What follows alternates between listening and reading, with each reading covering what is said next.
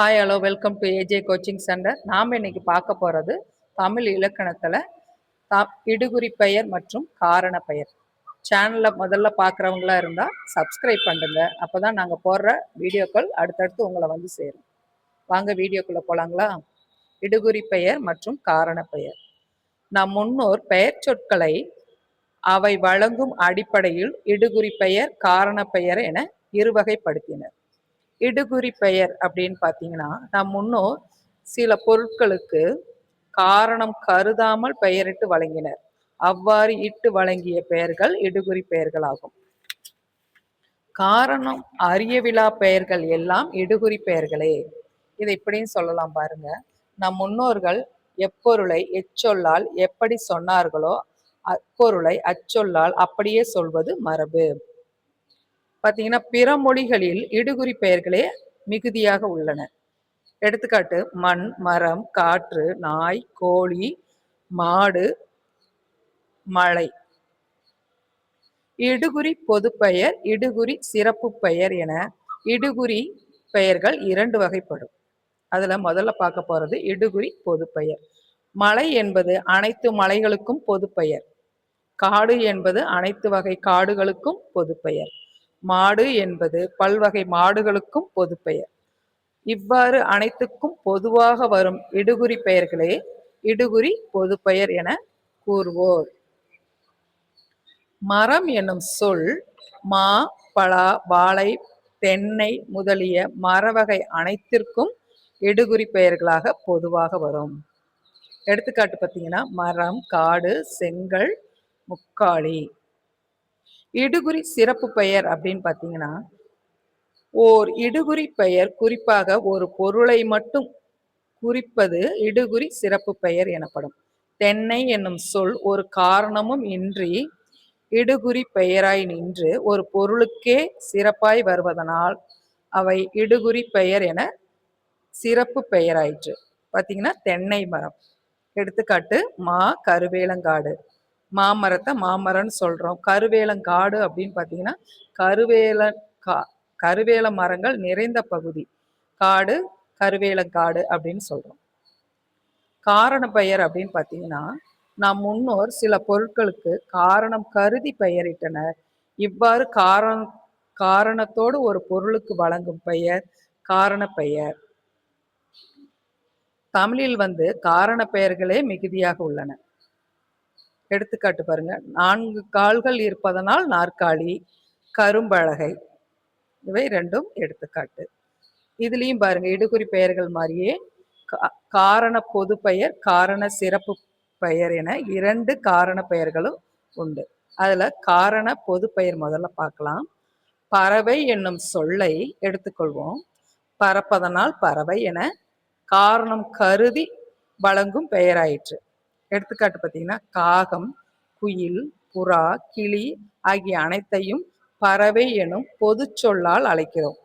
அதனால் இதனை காரண பொது பெயர் என்கிறோம். காரண பெயர் குறிப்பிட்ட காரணமுடைய எல்லா பொருட்களையும் குறிப்பாக குறிப்பதால் அவை காரண பொது பெயர் எனப்படும். எடுத்துக்காட்டு பாருங்க, பறவை பறப்பதனால், அணி. காரண அடுத்தது பார்த்தீங்கன்னா, காரண சிறப்பு பெயர்.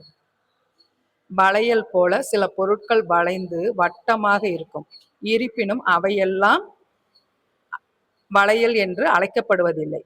இருப்பினும் இச்சொல் கையில் அணையும் வளையலை மட்டும் வளையல் என்று குறிப்பதனால் காரணம் சிறப்பு பெயர் ஆயிற்று. குறிப்பிட்ட காரணமுடைய எல்லா பொருட்களுள் ஒன்றை மட்டும் குறிப்பாக குறிப்பது காரண சிறப்பு பெயராகும். எடுத்துக்காட்டு பார்த்தீங்கன்னா, வளையல், மரங்கொத்தி. அடுத்து பார்த்தீங்கன்னா, வினைச்சொல். வினைச்சொல் என்னும் சொல்லுக்கு செயல் என்பது பொருள்.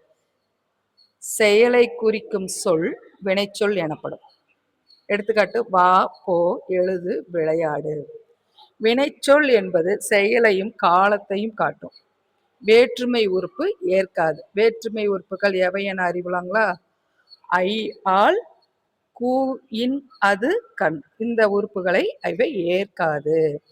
வினைச்சொற்களின் வகைகள் பார்த்தீங்கன்னா, தெரிநிலை வினைமுற்று, குறிப்பு வினைமுற்று, பெயரெச்சம், வினையெச்சம், சிறப்பு வினை, பொது வினை என 6 வகைப்படும். தெரிநிலை வினைமுற்று பார்த்தீங்கன்னா, ஒரு தெரிநிலை வினைமுற்று அது குறிக்கும் வினை தொடர்பான ஆறினையும் குறிப்பதற்கு உரியதாக விளங்கும். அவை என்னன்னு பார்க்கலாங்களா?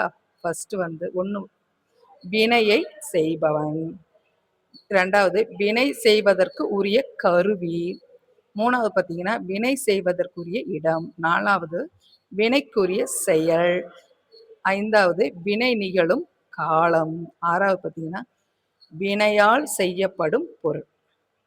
இங்க பாருங்க, நன்னூல் நூற்பால 320ல கொடுத்துருக்காங்க. குறட்பா படிக்கலாம். செய்பவன் கருவி, நிலஞ்செயல் காலம், செய்பொருள் ஆறும் தருவது வினையே. நன்னூல் நுட்பாவில் கொடுத்துருக்காங்க. இப்போ எடுத்துக்காட்டா பார்த்தீங்கன்னா, வரைந்தான் எனும் தெரிநிலை வினைமுற்றை எடுத்துக்கொள்வோம். வரைந்தான் எனும் சொல்லை நோக்கிய மாத்திரத்தில் வரைதல் எனும் நிகழ்வு இறந்த காலம். இதுல பாருங்க, காலம் நடைபெற உள்ளது என அறிய முடிகிறது. வரைந்தான் எனும் வினைமுற்று, வரைதல் வந்து நிகழ்வு, வரைந்தான் அப்படிங்கிறது காலம், அவன் வரைந்தான் என்பது செய்பவன், அவன் தூரிகையால் வரைந்தான், எதால் வரைந்தான்ங்கிறது கருவி, அவன் தூரிகையால் சுவரில் வரைந்தான், எதில் வரைந்தான்? இடம், சுவருங்கிறது இடம், அவன் தூரிகையால் படம், சுவரில் படம் வரைந்தான்ங்கிறது செய்யப்படு பொருள் என எழுத இடம் அளிக்கிறது. இந்நூற்பாவில் ஆறும் எனும் சொல் முற்றுமையாகும். இதனை சிறப்புண்மை என்று கூறுவர். மேற்கூறிய ஆறும் சிறப்புக்குரியன என்பது அவர்கள் தரும் விளக்கம். இம்முறையில் பொருள் கொள்வதால் சிறப்பற்ற சிலவும் இவ்வினையால் அறியப்படும் என்பது தெரிகிறது. இவை இன்னதற்கு இது பயன் எனும் வாய்ப்பாட்டில் அமையும்.